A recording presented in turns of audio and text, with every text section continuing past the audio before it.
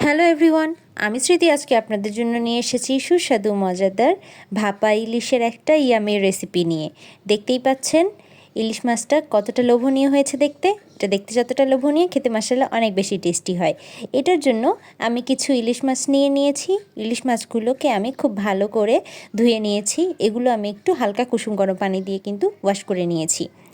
এখন একটা বাটি নিয়ে নেব, যে বাটির মধ্যে আমি ভাপা ইলিশ তৈরি করব সেই বাটিতে আমি একটা ছোট্ট সাইজের পেঁয়াজ কুচি নিয়ে নিয়েছি।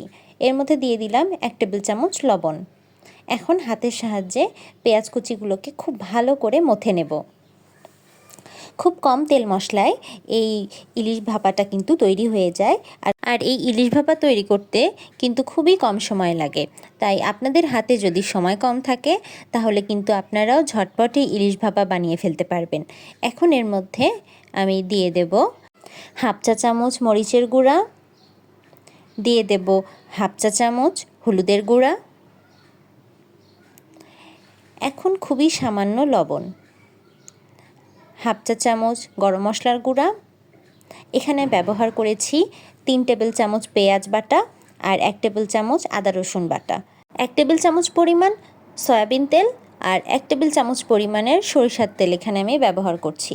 এখন একটা চামচের সাহায্যে সবগুলো মশলাকে খুব ভালো করে মিশিয়ে নেব। দেখুন মশলাগুলো আমার কিন্তু খুব ভালো করে মেশানো হয়ে গেছে। মশলাগুলো যখন খুব ভালো করে মেশানো হয়ে যাবে তখন এর মধ্যে আগে থেকে ধুয়ে পরিষ্কার করে রাখা ইলিশ মাছের টুকরোগুলো দিয়ে দেব। আপনারা যদি একসাথে আরও বেশি ভাপা তৈরি করতে চান তাহলে আপনাদেরকে এই স্টিলের পাত্রটা একটু বড় সাইজের নিতে হবে। আমার এখানে মাছের টুকরোগুলোও ছোট আর পিসগুলোও ছোট ছোট, তাই এখানে আমি একটা ছোট বাটি ব্যবহার করেছি। আপনারা যদি বেশি পরিমাণে বানাতে চান তাহলে একটু স্টিলের যে বাটিটা ব্যবহার করবেন ভাপা তৈরিতে সেটা একটু বড় সাইজের ব্যবহার করবেন। এই যে দেখুন আমি সবগুলো মাছ কিন্তু মশলার সাথে সুন্দর করে মাখিয়ে নিয়েছি। এখন মাখানো হয়ে গেলে এটাকে আধা ঘন্টা রেস্টে রেখে দেব এবং আধা ঘন্টা পর এর মধ্যে 1 টেবিল চামচ পরিমাণের পানি দিয়ে দেব আর পানির সাথে সবগুলো উপকরণকে একটু ভালো করে মিশিয়ে নেব। আর মিশিয়ে নেওয়া হয়ে গেলে এটাকে ঢাকনা দিয়ে ঢেকে ভাপানোর জন্য দিয়ে দেব। আর ভাপানোর আগ মুহূর্তে আমি এখানে আরও 1 টেবিল চামচ পরিমাণের সরিষার তেল দিয়ে দিচ্ছি। এখন ঢাকনা দিয়ে ঢেকে একটা সাইডে রেখে দেব। এখানে আমি প্রেসার কুকার নিয়ে নিয়েছি।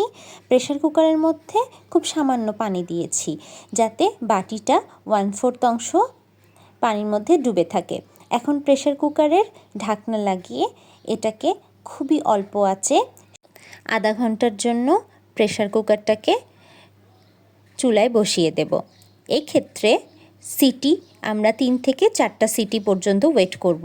এই যে দেখুন আমি একটু গ্যাসের ফ্লেমটা কীরকম লো আছে একটু আপনাদেরকে দেখিয়ে দিচ্ছি। সিটিতেই কিন্তু আমাদের ইলিশ ভাপা একদম তৈরি।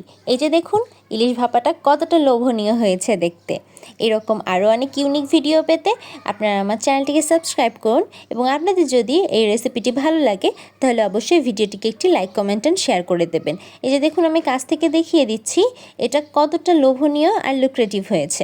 এটাকে আমি একটা বাটির মধ্যে সার্ভ করে নিয়েছি। ভিডিওটি দেখার জন্য থ্যাংক ইউ এভরিওয়ান। ভালো থাকবেন সবাই। আল্লাহ হাফেজ।